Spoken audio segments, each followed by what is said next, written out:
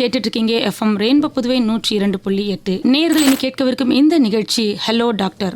இன்னைக்கு hello doctor நிகழ்ச்சியில் இந்திரா காந்தி அரசு பொது மருத்துவமனை மற்றும் பட்ட மேற்படிப்பு ஆராய்ச்சி மையத்தின் முதன்மை மருத்துவ அதிகாரியும் மனநல மருத்துவருமான டாக்டர் அரவிந்தன் அவர்கள் மனநலம் மற்றும் போதை தடுப்பு குறித்து விளக்கங்கள் மற்றும் ஆலோசனைகள் வழங்க வந்திருக்காங்க. அவர்களை நிகழ்ச்சிக்கு வரவேற்கிறோம். வணக்கம் டாக்டர். வணக்கம் மேடம். சார், மனநல பாதிப்பு அப்படின்னா என்ன சார்? ஸோ நம்ம உடல் நலத்தில் மனநலமும் ஒரு பங்கு வகிக்குது. ஸோ உடல் நலத்துக்கு எந்த அளவுக்கு இம்பார்ட்டன்ஸ் கொடுக்குறோம், முக்கியத்துவம் கொடுக்குறோமோ அந்த அளவுக்கு மனநலம் அப்படின்றதுக்கும் ஈக்குவல் இம்பார்ட்டன்ஸ் கண்டிப்பாக கொடுத்தாகணும்.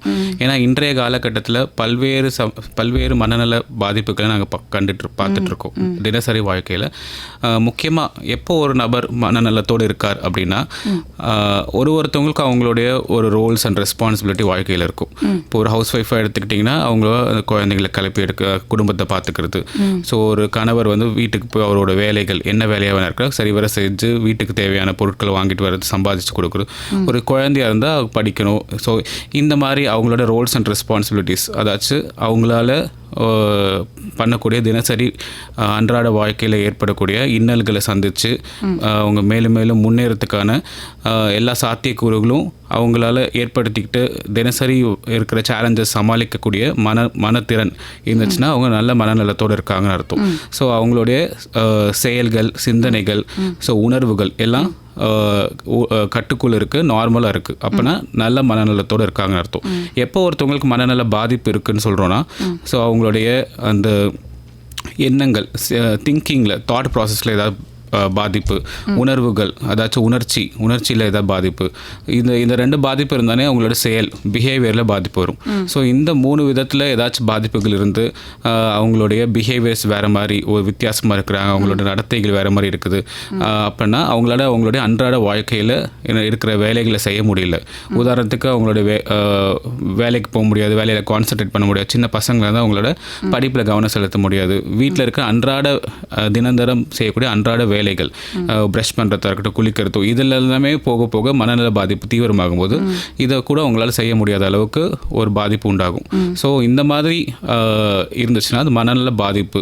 அவங்களுடைய எப்போ அவங்க பிஹேவியர்ஸ், அந்த தாட், அந்த உணர்ச்சிகள், அந்த எமோஷன்ஸ் இதெல்லாம் பாதிப்பு அவங்களுடைய அன்றாட day to day activities, interaction with others, மற்றவங்க கூட உரையாடுதல், மற்றவங்க கூட அவங்க சமுதாயத்தில் கலந்து உரையாடுதல், அவங்க சமுதாயத்தில் ஒன்றாக இணைந்து வாழக்கூடிய நிலையிலேருந்து அப்பாற்பட்டு வராங்களோ அப்போ மனநல பாதிப்பு இருக்குது அப்படின்னு நம்ம சொல்லலாம்.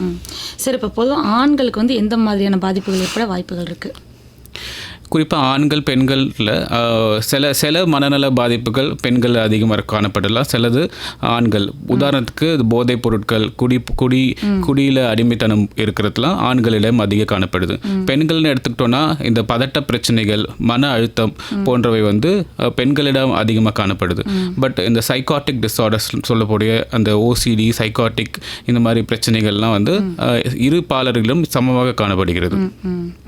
சார், இப்போ பெண்கள் பார்த்திங்கன்னா வெளியில் சில பேர் வெளியில் வேலைக்கும் போகிறாங்க, அப்புறம் வீட்டில் இருக்க பெண்கள் இருக்காங்க சார். ஆனால் வேலைக்கு போகிற பெண்களுக்கு வேலை இடத்துல மன அழுத்தங்கள் வரதுக்கான வாய்ப்புகள் நிறையா இருக்கு இல்லையா சார்? ஆனால் வீட்டில் இருக்க பெண்களுமே சில பேர் மன அழுத்தத்துக்கு ஆளாகிறாங்க. அதுக்கான ரீசன் என்ன சார் இருக்கும்? ஸோ வீட்டில் இருக்க பெண்களுக்கு, முக்கியமாக பெண்களுக்கு அவங்களுடைய உணர்வுகள் நிறைய விஷயங்கள் இருக்குது. ஒன்று, குடும்பத்தில் இருக்கிற அன்றாட ஒரு கணவர் மனைவிக்குள்ள இருக்க புரிதல், சண்டைகள், இல்லை வீட்டில் இருக்கிற உறவினர்களோட இருக்க புரிந்துணர்வு, இதெல்லாம் வீட்டில் இருக்க பெண்களுக்கு. ப்ளஸ் அவங்களுக்கு அவங்களோட இண்டிபெண்ட்டாக இருக்க முடியல, இன்னொருத்தவங்க சார்ந்து இருக்கிறோன்ற ஒரு பிரச்சனைகள் இருக்கலாம். ஸோ இந்த மாதிரி பல காரணங்கள், சில பேருக்கு இந்த மாதிரி காரணங்கள்லாம் இல்லாமல் கூட மன அழுத்தமும் மனநல பிரச்சனைகளும் வரலாம். ஸோ இது மனநல பிரச்சனைகள்ன்றது வீட்டில் இருக்க பெண்கள், வேலைக்கு போகிறவங்கன்றது பிரிக்காமல் நம்ம 3 வகையாக பிரிக்கலாம். ஒன்று பயாலஜிக்கல் காசஸ், ஒன்று சோஷியல் காசஸ், இன்னொன்று ஏதாச்சும் ஒரு பிரச்சனைகள், ஸ்ட்ரெஸ்ஸார்ஸ், இந்த மாதிரி சொல்லக்கூடிய இந்த மாதிரி விஷயங்கள் எல்லாம் சேர்ந்து தான் நம்மளுடைய எந்த வகையான மனநல பிரச்சனைகளை உருவாக்குது. பயாலஜிக்கல் காஸ் எடுத்து ஜெனட்டிக்காக, பாரம்பரியமாக அவங்களுக்கு அப்பா அம்மா இவங்ககிட்ட யாருக்காச்சும் மனநல பிரச்சனைகள் இருக்கலாம். ஸோ சோஷியல் காஸ் எடுத்துக்கிட்டால் சமுதாயத்தில் அவங்களுக்கு ஏதாச்சும் ஒரு திடீர்னு ஒரு பிரச்சனைகள் உருவாக்கலாம், கடன் பிரச்சனையோ, வேலையின்மையோ, அந்த மாதிரி. இல்லை உறவினர்களுக்குள்ளே பிரச்சனைகள், கணவர் மனைவிக்குள்ளே ரொம்ப பெரிய பிரச்சனை, விரிசல், இப்போ தான் ரீசெண்டாக டைவர்ஸ் ஆகிருக்கு. இந்த மாதிரி பிரச்சனைகள்லாம் அவங்களோட மனநல பாதிப்பை ஏற்படுத்துகிற வாய்ப்புகள் இருக்குது. சார், இப்போ மனநலம் பாதிப்புங்கும் போது குறிப்பாக ஏதாச்சும் இந்த வயதினர் தான் அதிகமாக பாதிக்கப்படுறாங்க அப்படின்னு இருக்கா, இல்லை எல்லா வயதினருமே ஆளாகிறதுக்கு வாய்ப்புகள் இருக்கா? ஸோ மனநல பாதிப்பு அப்படின்ற எடுத்துக்கிட்டோன்னா குறிப்பிட்ட வயதினர்னு சொல்கிறத விட சின்ன குழந்தைகள் ஒரு 6 வயசு 5 வயசு குழந்தைகள் ஆரம்பித்து பெரிய முதியவர்கள் வயது மூர்ப்பு அடைந்த முதியவர்கள் வரைக்கும் மனநல பாதிப்புகள் நாங்கள் பார்த்துட்ருக்கோம். ஒரு வயதுக்கு தகுந்தபடி அவங்களுக்கு மனநல பாதிப்புகள் இருக்குது. அவங்களுடைய வெளிப்படுத்தக்கூடிய அந்த மனநல பாதிப்புகள் வித்தியாசப்படுது. பட் குறிப்பாக மிடில் ஏஜ் பீப்புளுக்கு நிறைய மனநல பாதிப்புகள் உருவாகிறதுக்கு 30, 35, 40 வயசு இருக்கவங்களுக்கு நிறைய ஒரு ப்ரிவலன்ஸ் கொஞ்சம் அதிகமாக இருக்குது. பட் எல்லா வயதினர்களையும் மனநல பாதிப்பு பாதிக்கக்கூடியது. இந்திரா காந்தி அரசு பொது மருத்துவமனை மற்றும் பட்ட மேற்படிப்பு ஆராய்ச்சி மையத்தின் முதன்மை மருத்துவ அதிகாரியும் மனநல மருத்துவருமான டாக்டர் அரவிந்தன் அவர்கள் மனநலம் மற்றும் போதை தடுப்பு குறித்து ஆலோசனைகள் மற்றும் விளக்கங்கள் அளிச்சிட்டு இருக்காங்க. தொடர்ந்து பேசலாம். பெரியவங்களுக்கு வரக்கூடிய பிரச்சனைகள் பற்றி சொன்னீங்க இல்லையா, மனநல பிரச்சனைகள். இப்போ குழந்தைங்களும் ஆளாகிறாங்க இல்லையா மனநல பிரச்சனைகள், அந்த மாதிரி ஏன், என்ன காரணம் அதுக்கு? இல்லை, அதான் முன்னாடி சொன்ன மாதிரி குறிப்பிட்ட வயதுன்னு கிடையாது. குழந்தைகள் முதல் பெரியவர்களே யாரை வேணால் அந்த மனநலம் பாதிப்புக்கு உண்டாகலாம். ஸோ குழந்தைகள் எடுத்துக்கிட்டிங்கன்னா அவங்களுக்கும் பெரியவர்கள் போலவே மன அழுத்தம், மனப்பதற்றம், ஸோ சில பேருக்கு ஈவன் சைக்காட்டிக் டிஸார்டர்ஸ், இந்த மன சிதைவு கூட வரத்துக்கான குழந்தைங்களே வரத்துக்கு வாய்ப்புகள் இருக்குது. ஸோ அது தவிர்த்து நியூராட்டிக்காக பார்த்திங்கன்னா குழந்தைங்களுக்கு இந்த டெவலப்மெண்டல் ப்ராப்ளம், ஸோ சில பேருக்கு வந்து இந்த ஆட்டிசம் சொல்லக்கூடிய அந்த வளர்ச்சியில் பிரச்சனைகள், ப்ளஸ் சில குழந்தைகள் துருன்னு இருப்பாங்க, இந்த ADHDன்னு சொல்லக்கூடிய ஹைப்பர் ஆக்டிவ் டிஸார்டர். ஸோ இந்த மாதிரியான பாதிப்புகள் குழந்தைங்களுடைய ஸ்பெசிஃபிக்காக நம்ம பார்க்குறதுக்கான வாய்ப்புகள் அதிகம். ஸோ அதில் இந்த ஹைப்பர் ஆக்டிவ் டிஸார்டர்லாம் இருக்கிற குழந்தைங்கள்லாம் பார்த்திங்கன்னா ஒரு இடத்துல அவங்களுக்கு வந்து இந்த அட்டென்ஷன் ஸ்பேன் கம்மியாக இருக்கும், கான்சன்ட்ரேஷன் பண்ண மாட்டாங்க, துருன்னு இருப்பாங்க. ஒரு மோட்டார் வந்து அவங்கக்கிட்ட ஒரு அட்டாச் பண்ண மாதிரி துருன்னு இருப்பாங்க, அங்கே ஏறுறது இங்கே ஏறுறது மரத்துலேருந்து குதிக்கிறது. ஸோ இந்த மாதிரி குழந்தைங்கள் வந்து எப்போ நம்ம இந்த பிரச்சனை இருக்குதுன்னு கண்டறியணும். ஒரு இடத்துல இருந்தால் மட்டும், சில பேர் வீட்டில் மட்டும் வாழ இருப்பாங்க, ஒரு இடத்துல மட்டும் இல்லை. இப்போ ஒரு ஃபங்க்ஷன் கூட்டிகிட்டு போகிறீங்க, ஸ்கூல்லேயும் மிஸ் கிட்ட கம்ப்ளைண்ட் வருது, ஸ்கூல் மிஸ் நடத்திட்டு இருப்பாங்க, இந்த பசங்க பார்த்தீங்கன்னா ஜன்னலில் ஏறி குதிக்கிறது, அங்கேருந்து குதிக்கிறது, இந்த மாதிரி ஒரு ரொம்ப நாட்டியாக இருக்கிற குழந்தைகள். அவங்க வீட்டில் உட்காந்து ஹோம்ஒர்க் எழுதுறாங்கன்னா ஒரு இடத்துல உட்கார மாட்டாங்க. ஸோ ஹோம்ஒர்க் எதிர்த்து கான்சன்ட்ரேஷன் எல்லாத்துலேயுமே பாதிப்பு இருக்கும். அது இந்த மாதிரி இருந்துச்சுன்னா அவங்களுக்கான படிப்பு, அவங்களுக்கு அந்த பொறுமை இருக்காது. நாளடைவில் வளர்ச்சி வளர இந்த ஒரு டீனேஜில் வரும்போது அவங்களுக்கு அந்த கான்சன்ட்ரேஷன் ப்ராப்ளம் அதிகமாகும். ஸோ இதனால் பல்வேறு பிரச்சனைகள் வரத்துக்கு வாய்ப்புகள் இருக்குது. ஸோ இதை நம்ம சீக்கிரமே கண்டறிஞ்சு அதற்கான வைத்தியத்தை கொடுக்கும்போது இந்த கான்சன்ட்ரேஷன், படிப்பு இதெல்லாம் கொஞ்சம் நல்ல வித்தியாசங்கள் தெரியும். ஸோ அவங்களுக்கு அந்த ஹைப்பர் ஆக்டிவிட்டியும் கொஞ்சம் கொஞ்சமாக குறையறதுக்கான வாய்ப்புகள் இருக்குது. சார், இந்த மாதிரி குழந்தைகள் வந்து கண்டிப்பாக ஹாஸ்பிட்டல் போய் ட்ரீட்மெண்ட் எடுத்து தான் ஆகணுமா, இல்லை வீட்லேயே நம்ம ஏதாச்சும் அதுக்கான வழிமுறைகள் நீங்கள் சொல்வீங்களா? ஸோ வீட்டிலேன்றதுல முதல்ல அந்த குழந்தைங்களை நம்ம பார்க்கணும். முன்னாடி சொன்ன மாதிரி நீங்கள் ஜஸ்ட் உங்களுக்கு எல்லா பெற்றோர்களுக்குமே அவங்க குழந்தை வாழா இருக்குது, இதுவாக இருக்குதுன்னு சொல்லுவாங்க. ஸோ நாம் அந்த குழந்தைய கண்டிப்பாக வந்து நேரில் பார்க்கணும். ஸோ நீங்கள் ஒரு சைக்கியாட்ரிஸ்ட் கிட்ட, இப்போது இன்னும் குறிப்பாக மெட்ரோ சிட்டிஸில் சைல்டு சைக்கியாட்ரிஸ்ட்னு இருக்காங்க. நம்ம பட்டமேற்பு முடிச்சு அதற்கு மேலே படிக்கக்கூடிய படிப்பு தான் சைல்டு சைக்கியாட்ரி. ஸோ அந்த மாதிரி சைக்கியாட்ரிஸ்ட் இருக்காங்க, இல்லை சைக்கியாட்ரிஸ்டாலே கண்டறிய முடியும் மனநல மருத்துவர்களாலே.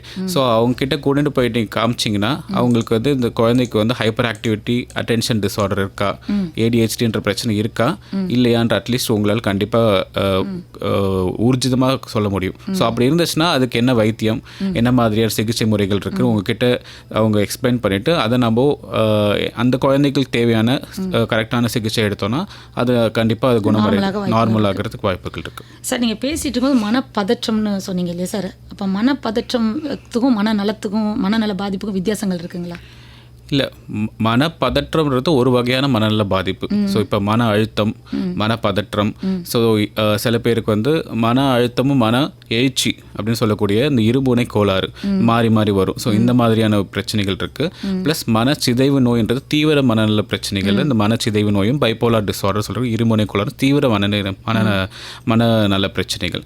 ஸோ அது இல்லாமல் காமன் மென்டல் ஹெல்த் டிஸார்டர்ஸில் தான் மோஸ்ட் காமன், அதாச்சும் அதிகமாக காணப்படுறது மன அழுத்தம், அதுக்கப்புறம் பதற்றம், ஆன்சைட்டின்னு சொல்லக்கூடிய மனப்பதற்றம். இதெல்லாம் காமனாக நிறைய பேருக்கு கூட நமக்கு பார்க்கக்கூடிய ஒரு மனநல கோளாறுகள்.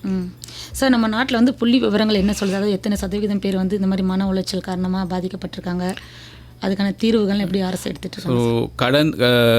கடைசியாக நம்ம நாட்டில் எடுத்த புள்ளி விவரம் வந்து நேஷ்னல் மென்டல் ஹெல்த் சர்வே அப்படின்னு சொல்லக்கூடிய ஒரு சர்வே 2015-16 தான் எடுத்திருக்காங்க. அடுத்த சர்வே இப்போ எடுக்கிறதுக்கான சாத்தியக்கூறுகள் ஏற்பாடு பண்ணி நம்ம அநேகமாக இந்த வருடத்தில் இல்லை அடுத்த வருடம் முதல்குள்ளே அடுத்த சர்வே நடந்துடும். ஸோ இப்போ அந்த 15-16 எடுத்த சர்வேலேயே கிட்டத்தட்ட 10% 11% பேர் ஏதோ ஒரு மனநல கோளாறுக்கு உண்டாயிருக்கிறாங்க. ஸோ கிட்டத்தட்ட 10-11% ஆஃப் த பீப்புள்.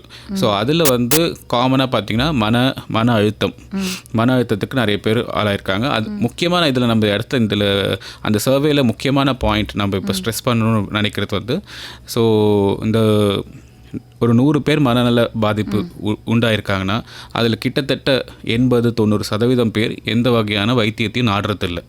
ஸோ அதுதான் நம்ம ட்ரீட்மெண்ட் கேப், சிகிச்சைக்கான இடைவெளி. அந்த ட்ரீட்மெண்ட் கேப்ன்றது சைக்காட்ரிக் ப்ராப்ளத்தில் ரொம்ப அதிகமாக இருக்குது. இதை தான் நம்ம குறைக்கணும். ஏன்னா இப்போ 100 பேர் பாதிக்கப்பட்டதில் 10 பேர் 20 பேர் தான் சிகிச்சை எடுத்துக்கிறாங்கன்னா மீதி இருக்கிற 70-80% வந்து அவங்க எந்த வகையான சிகிச்சை எடுக்காமல் அவங்களுடைய மனநல பாதிப்போடு இருந்து அவங்களுடைய அன்றாட வாழ்க்கையில் நிறைய இன்னல்களை சந்திச்சுட்டு இருக்காங்க. ஸோ முக்கியமாக மனநல பிரச்சனையில் அந்த நபருக்கு மட்டும் இல்லாமல் கூட சுற்றி இருக்கிற உறவினர்கள், சமுதாயத்தில் மற்றவங்க எல்லாருக்குமே பாதிப்பு இருக்கும். ஸோ கண்டிப்பாக அந்த ட்ரீட்மெண்ட் கேப்பை ரெடியூஸ் பண்ணணும். முக்கியமாக இது ஏன் இந்த ட்ரீட்மெண்ட் கேப் இருக்குன்னா, மனநல பிரச்சனைகளில் நிறைய அந்த ஸ்டிக்மா சொசைட்டிலையும் சரி ஃபேமிலிலையும் சரி இருக்குது. நம்ம எங்கே மனநல டாக்டர் போய் பார்த்தோன்னா நம்மளை மற்றவங்க ஒதுக்கிடுவாங்க, நம்மளை ஏளனப்படுத்துவாங்க. ஸோ அவங்களுக்கும் ஒரு ஸ்டிக்மா இருக்கும். வீட்டில் இருக்கிறவங்களுக்கும் ஒரு மனநல பிரச்சனை இருக்குதுன்னு சொன்னால் எங்கே நம்மளை எல்லோரும் கேலி பண்ணுவாங்க, நம்ம குடும்பத்தை ஒதுக்கிடுவாங்க அப்படின்ற ஒரு அச்சத்தினால யாரும் மனநல பிரச்சனைகளை முதல்ல ஏற்றுக்கிறதே இல்லை. அந்த ஸ்டிக்மாவை தான் நம்ம உடைக்கணும். அப்படின்றது தான் நம்ம நிறைய அவேர்னஸ் ப்ரோக்ராம் மக்களிடையே நிறைய அந்த மனநலத்தை பற்றி பேசிட்டு, ஸோ ஏன்னா உடல் நலத்துக்கு கொடுக்குற ஈக்குவல் இம்பார்ட்டன்ஸ் மனநலத்தை கொடுக்கணும். இதுவும் ஒரு நோய் தான்.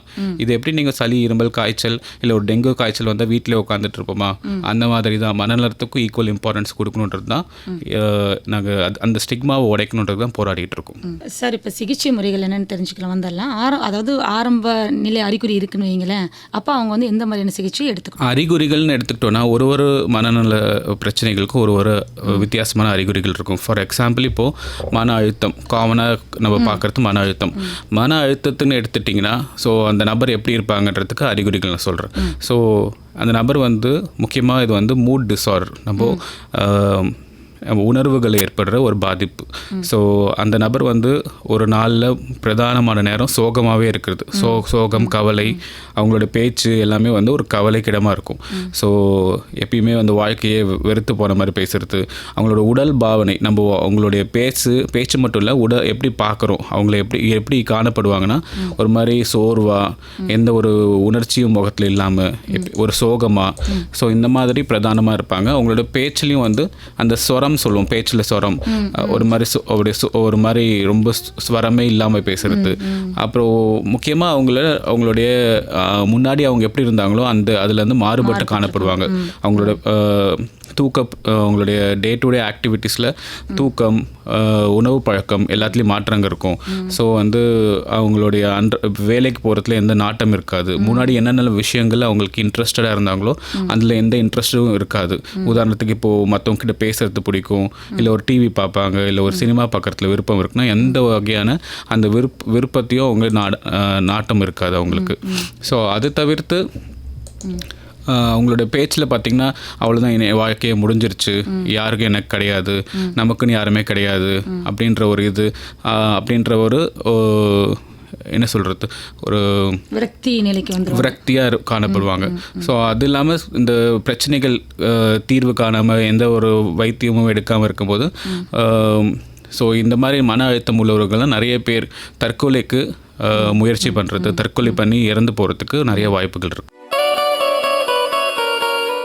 நேயர்கள் கேட்டுருக்கீங்க ஹலோ டாக்டர் நிகழ்ச்சி. இன்னைக்கு நிகழ்ச்சியில் மனநலம் மற்றும் போதை தடுப்பு குறித்து ஆலோசனைகள் மற்றும் விளக்கங்கள் அளிச்சிட்டு இருக்காங்க டாக்டர் அரவிந்தன் அவர்கள்.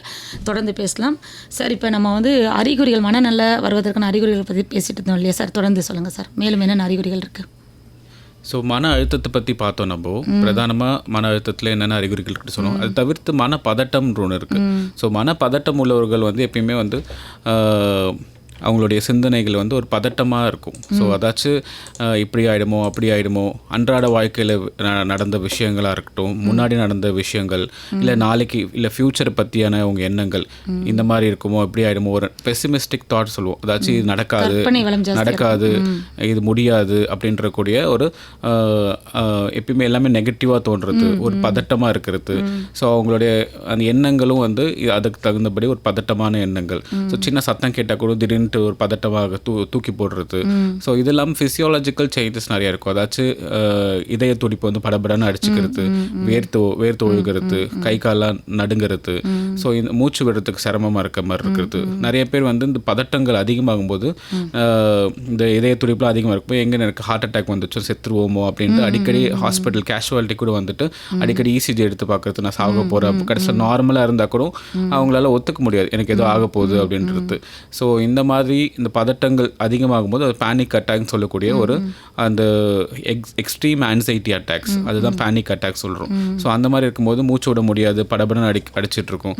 ஸோ இந்த மாதிரியான நபர்கள் நம்ம அடிக்கடி பார்த்துட்டு தான் இருக்கோம். ஸோ இது தவிர்த்து பதட்டங்கள் சில பேருக்கு குறிப்பிட்ட ஒரு பொருள் மேலேயோ ஒரு சுச்சுவேஷன்லேயோ அந்த பதட்டங்கள் இருக்கலாம். ஸோ இது வந்து ஸ்பெசிஃபிக் ஃபோபியான்னு சொல்லுவோம். சில பேருக்கு உயரத்தில் போகிறதுக்கு ஒரு பயம் பதட்டம் இருக்கும், சில பேருக்கு தண்ணியில் ஒரு பயம் இருக்கும், சில பேருக்கு நெருப்பில் இருக்கும், சில பேருக்கு இந்த கருப்பாம்பூச்சியில் இருக்கும், இல்லை இந்த ஸ்பைடர் இந்த மாதிரி விஷயத்தில் இருக்கும். இதெல்லாம் ஸ்பெசிஃபிக் ஃபோபியாவில் வரும். ஸோ இதுவும் ஒரு வகையான பதட்டம். அவங்களுக்கும் அந்த சுச்சுவேஷனில் அந்த ஒரு பொருள் இருந்துச்சுன்னா அந்த பதட்டம் எக்ஸ்ட்ரீம் ஆகி ஸோ அந்த நான் சொன்ன மாதிரி ஃபிசியாலஜிக்கல் ஆன்சைட்டி சிம்டம்ஸ் வரலாம். ஸோ இது தவிர்த்து பதட்டம்னு பார்த்தீங்கன்னா அந்த panic disorder, generalised anxiety disorder தான் முன்னாடி சொன்னது. இது தவிர்த்து வந்து பதட்டத்துக்கான ஒரு சிமிலர் இது வந்து ஓசிடின்னு சொல்லக்கூடிய அப்சசிவ் கம்பல்சிவ் டிஸார்டர். இந்த மாதிரியான நபர்கள் வந்து ஒரே எண்ணங்கள் இல்லை ஒரே எண்ணங்கள் வந்து திருப்பி வர்றது. இப்போ ஏதாச்சும் உதாரணத்துக்கு பார்த்தீங்கன்னா, நான் உங்களை திட்டிடுவோம் திட்டமாட்டோன்னு தெரியும், பட் இருந்தாலும் அவங்களையும் மீறி அந்த எண்ணங்கள் திருப்பி ரிப்பீட்டடாக வருது. ரிப்பீட்டட் அன்வான்டாக ஒரு தாட்ஸ் திருப்பி வரும். ஸோ இதனால் வந்து அவங்க வந்து அன்றாட வாழ்க்கை, அவங்களோட வேலைகள் எல்லாமே பாதிக்கும். ஸோ நிறைய டைம் கன்சியூம் ஆகும். அவங்களோட டே டு டே லைஃப்பை அவங்கள நார்மலாக இந்த மாதிரி எண்ணங்கள் திருப்பி வரதுனால நார்மலாக இருக்க முடியாது. சில பேருக்கு இவங்களே வந்து கம்பல்சிவ் ஆக்ட்ஸ் இருக்கும். ஸோ இந்த மாதிரி ஏதாவது ஒரு பொருளை திருப்பி எடுக்கணும், தொடணும், இல்லை இத்தனை வாட்டி தொடணும். அந்த மாதிரி சில பேர் வந்து செக்கிங் கம்பல்ஷன்ஸ், இல்லைன்னா ரொம்ப க்ளீனாக இருக்கணும், திருப்பி தொடச்சிட்டே இருப்பாங்க. சில பேர் வந்து பூட்டமா இல்லையான்ட்டு திருப்பி ஒரு வாட்டி செக் பண்ணலாம், 2 வாட்டி செக் பண்ணலாம். இவங்க வந்து 10 வாட்டி செக் பண்ணால் கூட அவங்களுக்கு வந்து ஒரு திருப்தி இருக்காது, திருப்பி போய் செக் பண்ணுவாங்க. இந்த பூட்டாக இருக்கலாம், கேஸ் ஸ்டவ் நிறுத்தணுமான்னு இருக்கலாம், லைட் ஆஃப் பண்ணமான்னு இருக்கலாம். ஸோ இதெல்லாம் கம்பல்ஷன்ஸ். இதுதான் அந்த ஓசிடின்னு சொல்லக்கூடிய ஒரு பிரச்சனை. ஸோ இந்த மாதிரி பதட்ட பிரச்சனைகள் இந்த மாதிரி நிறைய இருக்குது. ஸோ அது இல்லாமல் சில பேருக்கு இந்த சோஷியல் ஃபோபியான்னு சொல்லுவோம். ஒரு உதாரணத்துக்கு ஒரு பொது வெளியில் போகும்போது ஒரு ஃபங்க்ஷன்லேயே மற்றவங்க கிட்ட பேச மாட்டாங்க, ஒரு மாதிரி அச்சம் கூச்சத்தோடு இருப்பாங்க. ஸோ ஒரு பதட்டம் அவங்களுக்கு இருக்கும். ஸோ வீட்டில் இருந்தாங்கன்னா நார்மலாக இருப்பாங்க. ஸோ இது வந்து சோஷியல் ஃபோபியான்னு சொல்லக்கூடிய ஒரு விஷயம். ஸோ இது மாதிரி பதட்டத்தில் நிறைய பிரச்சனைகள் இருக்குது. சார், இப்போ மனச்சிதைவுன்னு ஒன்று சொல்கிறாங்க இல்லையா சார், இது எந்த ஸ்டேஜில் உள்ளவங்களை வந்து நம்ம மனச்சிதைவுன்னு சொல்லுவோம்? ஸோ மனச்சிதைவு நோய் அப்படின்றது ஷிசோஃப்ரேனியான்னு இங்கிலீஷில் சொல்லுவோம். ஸோ இது வந்து இந்த மனச்சிதைவு நோய் வந்து பேசிக்கலாக வந்து உங்களோட தாட் ப்ராசஸில் வரக்கூடிய ஒரு நோய். ஸோ இந்த நபர்களுக்கு வந்து அவங்களுடைய நீங்கள் ஈக்குவலன்ட்டு ஒரு வேறு வேர்ல்டில் வாழ்கிற மாதிரி வாழ்ந்துட்டு இருப்பாங்க. ஸோ அதாச்சும் அவங்களுக்கு உதாரணத்துக்கு பேரனாய்ட் ஷிசோஃப்ரீனியான் இருக்குது. இந்த மாதிரி ஆட்கள் வந்து இந்த மாதிரி நோய் இருக்கிறவங்களுக்கு, பிரச்சனை இருக்கிறவங்களுக்கு வந்து தன்னை யாரோ ஏதோ ஒரு ஃபாலோ பண்ணுற மாதிரியோ, தன்னை கண்காணிக்கிற மாதிரியோ, தன்னோட மொபைலில் வந்து யாரோ ட்ரேஸ் பண்ணி டேப் பண்ணிகிட்டே இருக்கிறாங்க, தான் பேசுறதுலாம் யாரோ ஒட்டு கேட்குறாங்க, தனக்காக ஏதோ ஆள் செட் பண்ணி கூலிப்படை ஏவி விட்டுருக்காங்க, என்னை கொல்ல போகிறாங்க. இதெல்லாம் வந்து அவங்களுக்கு வந்து கற்பனை தான் அவங்களோட நிஜ வாழ்க்கையில் வாழற மாதிரி இருப்பாங்க. ஸோ அந்த மாதிரி இருக்கிறவங்க எப்படி நம்மளுக்கு காணப்படுவாங்கன்னா, ஒரு பயத்தோட எப்படி ஏதோ அந்த அவங்களோட பிஹேவியர்ஸ் எப்படி இருக்கும், போலீஸ்க்கு ஃபோன் பண்ணி என்ன யாரோ ஃபாலோ பண்ணுறாங்க, ஸோ இல்லைன்னா மற்றவங்க கிட்ட வெயிட் பண்ண, உனக்கு தெரியாது பெரிய பிரச்சனை இருக்கு, ஃபேமிலி மெம்பர்ஸ்க்கு ஒன்றும் தெரியாது. ஏன்னா அதுதான் அவங்களோட உண்மையான உலகம்ன்றது அவங்க வாழ்ந்துட்டு இருப்பாங்க. அவங்க ஒரு தனி உலகத்தில் வாழ்வாங்க. அவங்களுக்கு வந்து சில பேருக்கு வந்து இந்த மாய குரல்கள், மாய உருவங்கள்லாம் தெரியலாம். அதாச்சும் யாரோ அவங்க காதில் வந்து பேசுகிற மாதிரி அந்த குரல்கள் எப்படி இருக்குன்னா, உன்னை விட மாட்டேன், உன்னை சாவடிச்சிருவேன். ஸோ அந்த அவங்களோட கற்பனைக்கு ஏற்பவே அந்த குரல்கள் இருக்க வாய்ப்புகள் அதிகம். ஸோ அந்த மாதிரி அந்த உருவங்கள் தெரியலாம் சில பேருக்கு, விஷுவல் ஹாலுசினேஷன் சொல்லுவோம். ஸோ இந்த மாதிரியான விஷயங்கள் நடக்கும்போது அவங்களுடைய அன்றாட வாழ்க்கையிலேருந்து விலகி இருப்பாங்க, சமுதாயத்தில் அவங்களுடைய இன்ட்ராக்ஷன்ஸ் குறைஞ்சிரும். ஸோ அவங்கள தனிமையாக இருப்பாங்க, அவங்களோட பிஹேவியர்ஸில் நிறைய மாறுதல்கள் நம்ம பார்க்கலாம். ஸோ அது வந்து அந்த நபரை மட்டும் இல்லாமல் சுற்றி இருக்கவங்க குடும்பத்தையும் பாதிக்கும். சரி, தொடர்ந்து பேசலாம் ஒரு சிறிய இடைவெளிக்கு பிறகு சார்.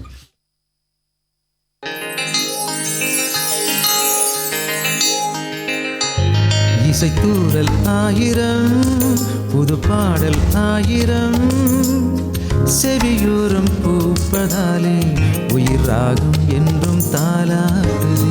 தமிழ் பாடல் காவியம், அமுதூறும் ஓவியம், இசை மாலை கேட்பதாலே நெஞ்சம் பூக்கும். சுவைதானின்றே புது ராகம் தண்ணி கேட்கலாம். இசை கோடி மீட்கலாம். ஆகாஷ்வாணி இசையோடு நீங்கள். FM Rainbow 102.3. ஆகாஷ்வாணி இசையோடு நீங்கள். எஃப்எம் ரெயின்போ 102.8 இசையோடு என்றும் நீங்கள்.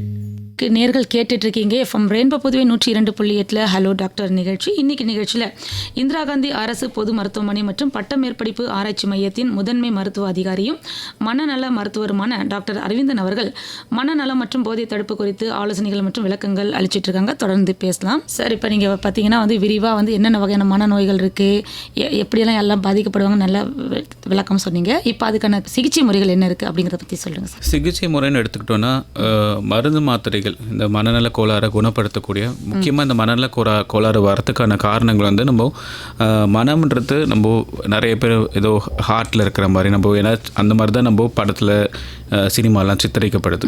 ஸோ மனம்ன்றது மூளையில் ஒரு பகுதி, அதுதான் நம்ம தாட்ஸ் எமோஷன்ஸ் இதெல்லாம் கண்ட்ரோல் பண்ணுறது.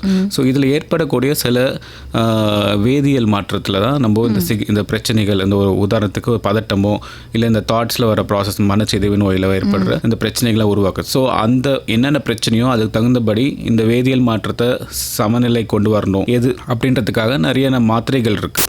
ஸோ உதாரணத்துக்கு மனச்சிதைவு நோய் இருக்குன்னா அவங்களுக்கு வந்து சில வகையான மனச்சிதைவை குணப்படுத்தக்கூடிய அந்த சிம்டம்ஸை கண்ட்ரோல் பண்ணுறதுக்கு கூட மாத்திரை மருந்துகள் இருக்குது. ஸோ மாத்திரை மருந்துகள் அதை தவிர்த்து நிறைய உதாரணத்துக்கு இப்போது டிப்ரெஷன், மன அழுத்தம், ஸோ குடும்பத்தில் அவங்களுக்கு நிறைய பிரச்சனைகள், சமுதாய ரீதியாக நிறைய பாதிப்புகள் இருக்குன்னா அவங்களுக்கு கூட தெரப்பீஸ், அதாச்சும் அவங்க பிரச்சனைகள் எப்படி சமாளிக்கிறது, அவங்களுக்கு கவுன்சிலிங் இது மாதிரிலாம் கொடுத்து ஸோ கூடவே இந்த மாத்திரைகள் கொடுத்தா இன்னும் எஃபெக்டிவாக இருக்கும். மன பதட்டம் உள்ளவங்களுக்கு இந்த பதட்டத்தை குறைக்கிறதுக்கான மாத்திரைகள் இருக்குது. ஸோ அதை தவிர்த்து கூட வந்து அவங்க என்னென்ன மாதிரியான உதாரணத்துக்கு ஒரு மூச்சு பயிற்சி, ஒரு ரிலாக்ஸேஷன் டெக்னிக்ஸ் இதெல்லாம் சொல்லிக் கொடுக்கும்போது அந்த பதட்டத்தை அவங்களால ஹேண்டில் பண்ண முடியும். முக்கியமாக எல்லாருக்குமே வந்து அவங்களுக்கு என்ன பிரச்சனைகள் இருக்குது, அவங்களுக்கும் சரி அவங்க குடும்பத்தில் இருக்கவங்களுக்கும் இவங்களுக்கு என்ன மாதிரி பிரச்சனைகள் இருக்குது, அதை எப்படி நம்ம கையாளுவது அப்படின்றத ப்ரீஃபாக அவங்களுக்கு ஒரு எஜுகேட் பண்ணும்போது சைக்கோ எஜுகேஷன் சொல்லுவோம். ஸோ இது வந்து கண்டிப்பாக எல்லா பேஷண்ட்டுக்கும் அவங்க ரிலேட்டிவ்ஸ்க்கு பண்ணணும். அப்போ தான் அவங்களுக்கு அந்த பிரச்சனையை பற்றி ஒரு புரிதல் இருக்கும். ஏன்னா நம்ம ஊரில் முக்கியமாக வந்து நிறைய மூட பழக்கங்கள் இருக்குது. இது வந்து ஏதோ ஒரு சாமி குத்தம் அந்த மாதிரி ஃபஸ்ட்டு நம்ம கிட்ட வரத்துக்கு முன்னாடியே அவங்க வந்து எல்லா கோயிலுக்கு போகலாம், பக்திகள் இருக்கலாம், பட் என்ன பிரச்சனையோ அதுக்கான தீர்வு தேடாமல் அவங்க கிட்டத்தட்ட 1 வருஷம் 2 வருஷம் கழிச்சு தான் நம்மக்கிட்ட பிரச்சனைகள் தீவிரமான பிறகு தான் வருவாங்க. ஸோ அதனால் அவங்களுக்கு இந்த என்ன பிரச்சனை, ஏன்னா நம்மக்கிட்ட மாத்திரை மருந்து எடுத்துகிட்டு அதில் அவங்களுக்கு பெரிய நம்பிக்கை இல்லாமல் திருப்பி இந்த மாதிரி போனாங்கன்னா பிரச்சனைகள் அதிகமாகிறதுக்கு வாய்ப்புகள் இருக்குது. ஸோ அந்த நபருக்கு தகுந்தபடி அந்த பிரச்சனைக்கு தகுந்தபடி ட்ரீட்மெண்ட் இருக்குது. ஸோ சில பேரை ஓபிடியாக ட்ரீட் பண்ணலாம், சில பேர் வந்து அவங்க வீட்டில் வச்சு சமாளிக்க முடியாது, மாத்திரைகள் எடுக்க முடியாது, அவங்களுக்கோ இல்லை மற்றவங்களுக்கோ ஆபத்து இருக்குது அப்படின்ற பட்சத்தில் இல்லைன்னா எந்த சாப்பாடு எதுவுமே எடுத்துக்க மாட்டேங்கிறாங்க, தீவிரமான பிரச்சனைகள் இருக்கும்போது அவங்களுக்கு கொஞ்சம் ப்ரீஃபாகவோ கொஞ்ச நாள் அட்மிஷன் போட்டு ட்ரீட்மெண்ட் பண்ணுறதுக்கும் நம்மள்கிட்ட வசதிகள் இருக்குது. சார் இப்போ வந்து கவுன்சிலிங் மூலமாகவும் ட்ரீட்மெண்ட் கொடுக்கலாம் இல்லையா சார்? அது எந்த கட்டத்தில் உள்ள நோயாளிகளுக்கு கவுன்சிலிங் மூலமாக தீர்வு காண முடியும்? ஸோ இந்த தீவிர மனநோய் சில பேருக்கு வந்து தனக்கு மனநோய் இருக்குதா இல்லையான்னு தெரியாது, இன்சைட் சொல்லுவோம். அந்த மாதிரி நபர்களுக்கு கவுன்சிலிங் இனிஷியலாக நாங்கள் ப்ரிஃபர் பண்ண மாட்டோம். அவங்களுக்கு வந்து மருந்து மாத்திரைகள் ப்ளஸ் அவங்களோட பிஹேவியர்ஸ் கண்காணிக்கிறது இந்த மாதிரி தான். சில பேருக்கு வந்து அந்த மன பதட்டம், மன அழுத்தம், இல்லை வந்து சில இந்த பிரச்சனைகள் ஸ்ட்ரெஸ்ஸார் சொல்லுவோம். ஏதோ ஒரு இப்போ ரீசெண்டாக அவங்களுக்கு வந்து ஒரு பிரச்சனைகள், ஒரு பெரிய கடன் சுமையோ இல்லை அவங்களுடைய உற்றார் உறவினர்கள் யாரோ ரொம்ப நெருக்கமானவங்க உங்களை விட்டு பிரிஞ்சு போயிட்டாங்க. அந்த மாதிரி இருக்கிற நபர்களுக்கு அதற்கு தகுந்தபடி கவுன்சிலிங், அவங்களுக்கு தெரப்பீஸ், இந்த சுச்சுவேஷன் எப்படி ஹேண்டில் பண்ணுறது அப்படின்ற சில தெரப்பீஸ் கொடுப்போம். ஸோ இதுதான் கவுன்சிலிங் சொல்கிறோம். மருந்து மாத்திரைகள் தேவைப்படாது. சில பேருக்கு மருந்து மாத்திரைகளும் இமீடியட்டாக தேவைப்படலாம். ரெண்டும் சேர்ந்து கொடுக்கும்போது அவங்களுக்கு அது எஃபெக்ட் அதிகம் கொஞ்சம் பெட்டராக இருக்கும்.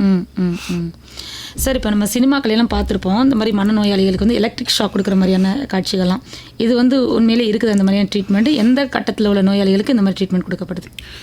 ஸோ எலக்ட்ரிக் ஷாக்குன்றது நான் இதை பற்றி சொல்லணும்னா, லைக் நம்ம எடுத்து இந்த ஒயர் எடுத்து டேரெக்டாக கொடுக்கறது இல்லை. ஸோ இது வந்து கண்ட்ரோல்டு எலக்ட்ரிசிட்டி. இது வந்து இதுக்குன்னு ஸ்பெசிஃபிக்கான டிவைசஸ் இருக்குது. ஸோ இது கண்டிப்பாக இந்த சிகிச்சை அப்ரூவ்ட் சிகிச்சை. ஸோ இது வந்து எல்லாருக்கும் எடுத்தோடனே கொடுக்கறதில்ல.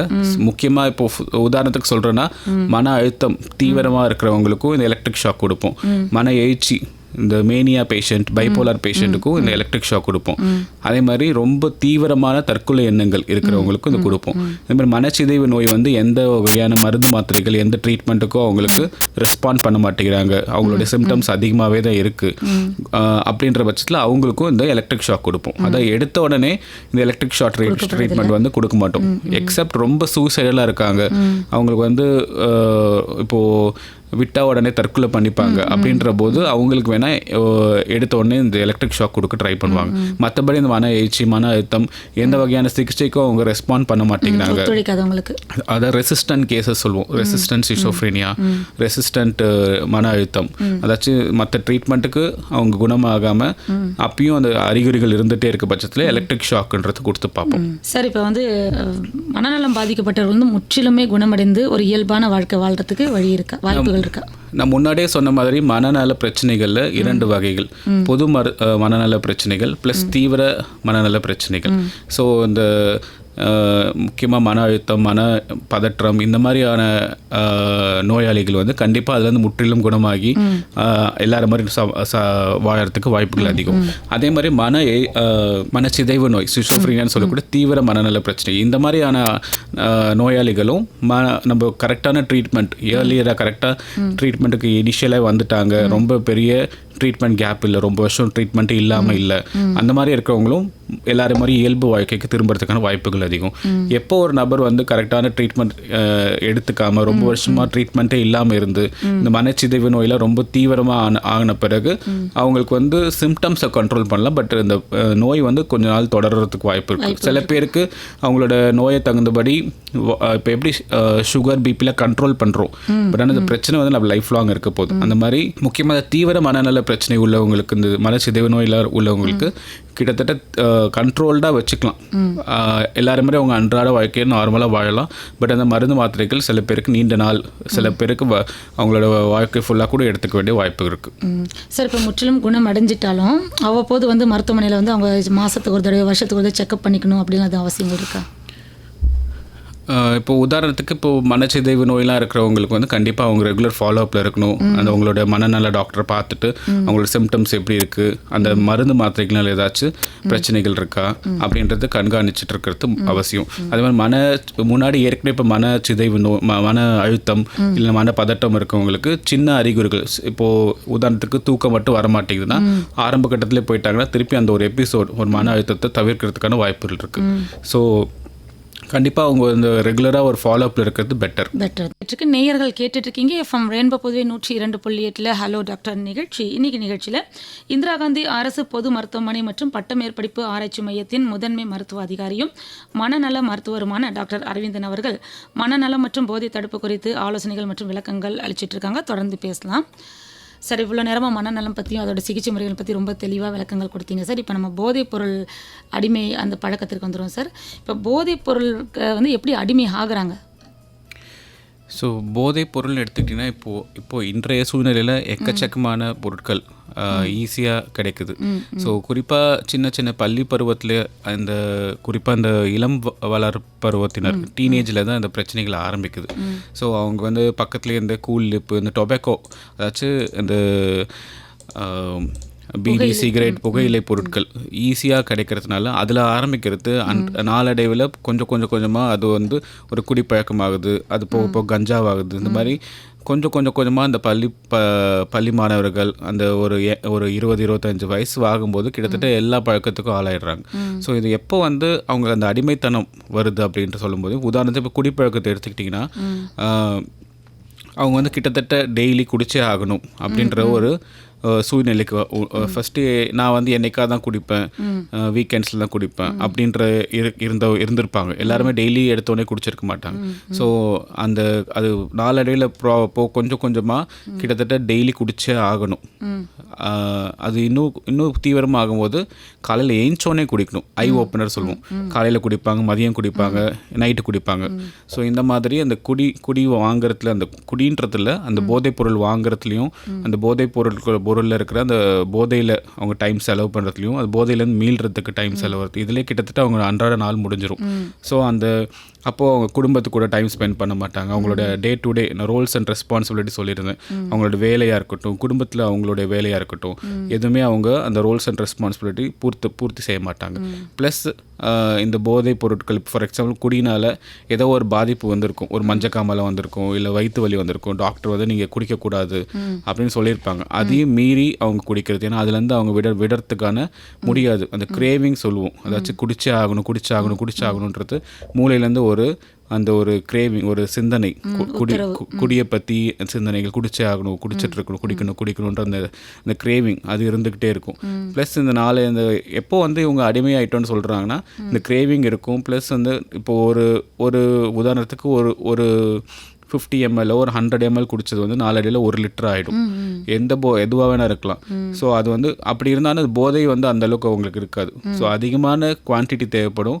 கொஞ்சம் கொஞ்சமாக அது வந்து ஃபார் எக்ஸாம்பிள் பியர் குடிச்சிருப்பாங்க, கொஞ்சம் கொஞ்சமாக அடுத்து பிராந்தி, அந்த மாதிரி இன்னும் அதிக ஸ்ட்ரென்த் உள்ள அந்த குடியை குடிக்கணுன்றது. ப்ளஸ் அவங்க வந்து குடியை விட்டாங்கன்னா, இப்போ உதாரணத்துக்கு ஏன் வந்து காலையிலே குடிக்க ஆரம்பிக்கிறாங்கன்னா, குடியோ சரி எந்த போதைப் பொருளை விட்டாங்கன்னா வித்ட்ராயல் சிம்டம்ஸ், கை நடுக்கம், தூக்கம் இல்லாமல் இருக்கிறது. சில பேருக்கு அந்த தீவிரமாக வரும்போது ஃபிட்ஸ், வலிப்பு மாதிரி வரத்துக்கு வாய்ப்பு இருக்குது. சில பேர் வந்து அந்த என்ன பண்ணுறோம், எது பண்ணுறோம், எங்கே இருக்கிறோம் அப்படின்னு அந்த சூழ்நிலை, சுற்றி இருக்கிற சூழ்நிலை கூட உணராத அளவுக்கு டெலிரியம் சொல்லுவோம், அந்த ஸ்டேட்டுக்கும் போகிறதுக்கு வாய்ப்பு இருக்குது. அவங்களுக்கு இந்த மாயக்குரல் இதெல்லாம் கேட்கலாம். ஸோ இந்த மாதிரி என்ன பண்ணுறோன்னு இது வீட்டில் இருந்துகிட்டே வேறு அவங்க எங்கே வேலையில் இருக்கிறாங்களோ அந்த மாதிரியான பேசுகிறது. ஸோ இந்த மாதிரியான தீவிரமான வித்ட்ராயல் சிம்டம்ஸும் நம்ம அன்றாட பார்க்க முடியுது. ஸோ இந்த மாதிரியான அறிகுறிகள்லாம் இருந்துச்சு. இந்த கிரேவிங், அந்த இன்னும் அதிகமான போதைப் பொருட்கள், போதையிலே இருக்கணுன்ற அந்த ஒரு இது. ஸோ இந்த மாதிரிலாம் இருக்கும்போது அவங்க அந்த போதைக்கு அடிமையாயிட்டாங்க நம்ம சொல்லுவோம். ஸோ இது எந்த போதையாக இருக்கலாம். சிகரெட் பிடிச்சிட்டு இருக்கலாம், புகையிலை பொருட்கள் எதை யூஸ் பண்ணுறதா இருக்கட்டும். ஸோ இல்லைனா வந்து ஒரு தூக்க மாத்திரை ரெகுலராக எடுக்கிறதா இருக்கட்டும். ஸோ இந்த மாதிரி எதுவாக வேணால் இருக்கலாம். இந்த மாதிரி அறிகுறிகள் அந்த பொருட்கள் யூஸ் பண்ணியே ஆகணும். அது இல்லைனா அவங்களுக்கு வந்து ஒரு வித்ட்ராயல் சிம்டம்ஸ் சொல்லக்கூடிய அந்த பிரச்சனைகள் வரும். தூக்கமாக இருக்கலாம், பதட்டமாக இருக்கலாம். ஸோ ஒரு பொருட்கள் எந்தெந்த பொருள் யூஸ் பண்ணுறாங்களோ அதுக்கு தகுந்தபடி அந்த வித்ட்ராயல் சிம்டம்ஸ் மாறுபடும். சார், இப்போ போதை பழக்கத்துக்கு அடிமையானவங்க இருக்காங்க சார், இவங்களும் வந்து மனநோயாளி அந்த கேட்டகரியில் தான் வருவாங்களா, எப்படி சார்? கண்டிப்பாக அந்த போதைன்றதுல எந்த வகையான விஷயத்தில் அடிக்ட் ஆனாங்களோ அது வந்து மனநல பிரச்சனைகளை தான் வருது. ஸோ உதாரணத்துக்கு இப்போது ஒரு கேம் அடிக்ஷனாக இருக்கலாம், இன்டர்நெட் அடிக்ஷனாக இருக்கலாம், இல்லை சில பேருக்கு வந்து இந்த சூதாடணுன்ற அந்த ஒரு அடிக்ஷன் இருக்கலாம். ஸோ இது எல்லாமே அந்த அடிக்ஷனில் தான் வருது. இது எல்லாமே கண்டிப்பாக ஒரு மனநல பிரச்சனைகள் தான். ஸோ இதுக்கு தகுந்த சிகிச்சை கொடுத்து அவங்களுக்கு தகுந்த கவுன்சிலிங் இந்த மாதிரியான ஒரு ட்ரீட்மெண்ட் வட்டத்துக்குள்ளே கொண்டு வரும்போது கண்டிப்பாக அதில் வந்து மீள்றதுக்கான வாய்ப்புகள் இருக்குது. பட் இது வந்து ஹைலி ரிலாப்ஸிங் கண்டிஷன். திருப்பி ட்ரீட்மெண்ட் எடுத்து நல்லா இருக்கலாம், திருப்பி ஒரு 5-6 மாதத்துக்கு கழிச்சு திருப்பி பழையபடி அவங்க போகிறதுக்கான வாய்ப்புகள் இருக்குது. ஸோ அப்போ அவங்களுக்கு ரெகுலரான ட்ரீட்மெண்ட், ரெகுலரான கவுன்சிலிங்கிறது ரொம்ப முக்கியம். சார், இப்போ நீங்கள் பார்த்துருப்பீங்க, பெரும்பாலும் எந்த வயதில் உள்ளவங்க வந்து அதிகமாக அதாவது போதை பழக்கத்துக்கு அடிமையாக இருக்கிறாங்க? அதான் இந்த போதைப் பொருட்கள் இன்ட்ரடியூஸ் ஆகிறது ஸ்கூல் ஏஜில் தான். ஸோ அது நாளடைவில் 20, 25, 30 வயசில் ஒரு மிடில் ஏஜில் தான் நிறைய பேர் அந்த இளம் வயதில் இப்போது நாளடைவில் இன்னும் கொஞ்சம் இந்த வயதுன்றது டீனேஜ்ன்றது இன்னும் கொஞ்சம் 10, 12, 13 வயசுலேயே ஏதோ ஒரு வகையான போதைப் பொருட்களுக்கு இன்ட்ரடியூஸ் ஆகுறாங்க. ஸோ அதுக்காக தான் நம்ம தடுக்கிறதுக்கு நிறைய ஸ்கூலில் இப்போ நிறைய கான்சென்ட்ரேட் பண்ணுறோம், விழிப்புணர்வு ஏற்படுத்திட்டு இருக்கோம். சார் இல்லை விழிப்புணர்வு வந்து எந்தெந்த வகையிலெல்லாம் பண்ணுறீங்க சார் இப்போ அரசு சார்பில்? ஸோ அரசு சார்பில் நம்ம வந்து எல்லா ஸ்கூலுக்கும் இந்த போன வருஷத்தில் கிட்டத்தட்ட ஒரு 32 ஸ்கூல் கவர்மெண்ட் ப்ரைவேட் எல்லாம் சேர்த்து 32 ஸ்கூலில் போயிட்டு நம்ம இந்த போதைப் பொருட்கள் பற்றியான விழிப்புணர்வு, என்ன மாதிரியான பாதிப்புகள் இருக்குது, என்னென்ன மாதிரியான போதைப் பொருட்கள்லாம் என்னென்ன பாதிப்புகள் வருது, அதுலேருந்து விட்டு விலகி இருக்கிறது எந்த வகையில் நல்லது அப்படின்றது மாணவர்களிடையே உரையாடி இந்த விழிப்புணர்வு நிகழ்ச்சி ப்ளஸ் பப்பெட் ஷோ, இந்த அவங்களுக்கு அது ஒரு இதுவாகவும் இருக்கணும், என்டர்டெயின்மெண்ட்டாகவும் இருக்கணும். மாணவர்கள் வந்து விளையாட்டாக ஒரு விஷயத்தை கற்றுக்கிறது தான் நல்லது. ஸோ நம்ம போய் மொனாட்டனஸாக ஒரு சொல்கிறத விட நம்ம பேச்சும் இருக்கும், அவேர்னஸ் ஸ்பீச் இருக்கும். அதை தவிர்த்து இந்த கலைநயத்தோடு சொல்லணுன்ட்டு இந்த பப்பெட் ஷோ இல்லை இந்த ட்ராமா இந்த மாதிரியும் கூட சேர்த்து இந்த விழிப்புணர்வு நிகழ்ச்சி நடத்திட்டு வரோம், தொடர்ந்து நடத்திட்டு வரோம். அது சார் இப்போ வந்து இந்த போதைப் பொருள் அடிமையானவங்களுக்கு என்ன மாதிரியான ட்ரீட்மெண்ட் இருக்குது ஹாஸ்பிட்டல்ஸில்? இப்போது மனநல பிரச்சனைகள் முன்னாடி சொன்ன மாதிரி நம்ம போதைப் பொருளும் இந்த அடிமைத்தனம் உள்ளவங்களுக்கு வந்து இந்திரா காந்தி பொது மருத்துவமனையில் 45வது நம்பர் ஓபிடியில் இந்த மாதிரியான போதை குடிக்கோ இல்லை புகையிலைக்கோ அடிமையாக இருக்கவங்க வந்து கண்டிப்பாக அது வந்து இதுக்கு சிகிச்சை எடுத்துக்கலாம். ஸோ இது வந்து அவங்க ஒரு இந்த குடியை விடணும்னு நினச்சாங்கன்னா விடுறதுக்கு சில பேருக்கு நிறைய பேருக்கு விடணும்னு நினைப்பாங்க. பட் விட்டால் இந்த பிரச்சனைகள் வரும், கை நடுக்க வரும், ஃபிட்ஸ் வரும்ன்றதுக்காகவே அதை விடாமல் கண்டினியூ பண்ணிகிட்டு இருப்பாங்க. கண்டிப்பாக அந்த விடணுன்ற அந்த எண்ணம், அந்த மோட்டிவேஷனோட வரவங்களுக்கு கண்டிப்பாக நம்ம தக்க சிகிச்சை இருக்குது. கண்டிப்பாக அந்த வித்ட்ராயல் சிம்டம்ஸ் வராத மாதிரி மாத்திரை மருந்துகள் கொடுத்து தொடர்ந்து கவுன்சிலிங் கொடுக்கும்போது கண்டிப்பாக அந்த போதைப் பொருட்கள் வந்து மீள்றதுக்கு வாய்ப்புகள் அதிகம். சரி, இப்போ மனநல நோயாளியாக இருக்கட்டும் இல்லை போதைப் பொருட்கள் அடிமையானவங்களாக இருக்கட்டும், இவங்களுக்கு வந்து அரசு தரப்புலேருந்து சலுகை, அதாவது ட்ரீட்மெண்ட் எடுக்கிறதுக்கு சலுகைகள் இந்த மாதிரியான விஷயங்கள் ஸ்கீம்ஸ் எதுவும் இருக்குங்களா சார்? ஸோ மனநல பாதிக்கப்பட்டவங்க லைக் அதை நம்ம பார்த்திங்கன்னா இப்போ தீவிர மனநல பாதிப்புகள் சொன்னேன், மனச்சிதைவு நோய், இந்த இருமுனை கோளாறு, இந்த மாதிரி இருக்கிறவங்களுக்கு வந்து கண்டிப்பாக அது தொடர் மாத்திரை மருந்துகள் தேவைப்படும். ஸோ இந்த தொடர் மனநல பாதிப்பு உள்ளவங்களுக்கு அவங்களோட டிசபிலிட்டின்றது ஒன்று நம்ம அசஸ் பண்ணுவோம். இந்த டிசபிலிட்டியை வச்சு அவங்களுக்கு கண்டிப்பாக அந்த வேலைவாய்ப்புகளில் முன்னுரிமை கொடுக்கறது, சில அரசு ஊக்கத்தொகைகள் கொடுக்கறதுலாம் இப்போது இருக்குது. ஸோ அது தவிர்த்து குழந்தைகள் சில பேர் வந்து மூல வளர்ச்சி குறைபாடோடு பிறக்கிற குழந்தைகள், இந்த இன்டெலெக்சுவல் டிசபிலிட்டின்னு சொல்லுவோம், அந்த மாதிரியான குழந்தைங்களுக்கு வந்து இந்த டிசபிலிட்டி சர்டிஃபிகேட்ஸ் மூலிமா இப்போது எக்ஸாம் எழுதுறதுல லைக் ஸ்க்ரைப் வச்சு எழுதுறது, எக்ஸ்ட்ரா டைம் கொடுக்கறது, சில பேருக்கு வந்து சில சப்ஜெக்ட்ஸ் மட்டும் டிஃபிகல்ட்டி இருக்குது, லேர்னிங் டிசபிலிட்டின்னு சொல்கிறோம். அந்த மாதிரியான குழந்தைங்களுக்கு வந்து அதற்கு தகுந்தபடி எக்ஸ்ட்ரா டைமோ அந்த மாதிரியான விஷயங்களை நம்ம அரசு சார்பாக கொடுத்துட்டு வரோம். சார் இப்போ வந்து பார்த்திங்கன்னா விபத்துகள் மூலமாகவும் மன பிரச்சனைகள் ஏற்பட வாய்ப்பு இருக்கு இல்லையா சார்? மூளை பிரச்சனைகள், அவங்க வந்து மீண்டு வரதுக்கான வாய்ப்புகள், அதுக்கான ட்ரீட்மெண்ட்லாம் இருக்குங்களா சார்?